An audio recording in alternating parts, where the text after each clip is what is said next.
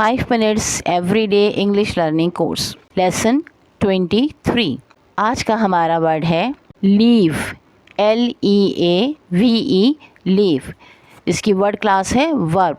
इसकी 3 फॉर्म्स हैं, leave, left, left, LEAVE leave, LEFT left, और थर्ड फॉर्म भी लेफ्ट, LEFT लेफ्ट।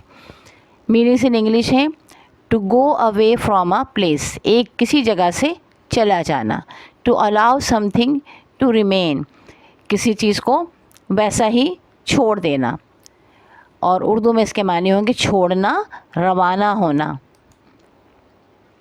सिनोनिम्स यानी इस जैसे मानी वाले अल्फाज हैं डिपार्ट, एग्जिट, अबंडन। सबके माने यही है कि छोड़ देना, चले जाना। एंटोनिम्स इसके अपोजिट है स्टे, रुके रहना, अराइव, आ जाना, कीप, रखना।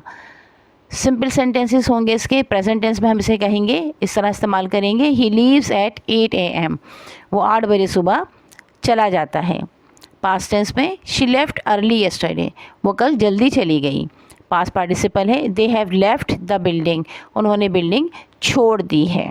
इन अल्फाज को अपने जुमलों में इस्तेमाल कीजिएगा, जिससे यकीनन आपकी वोकैबुलरी बढ़ेगी।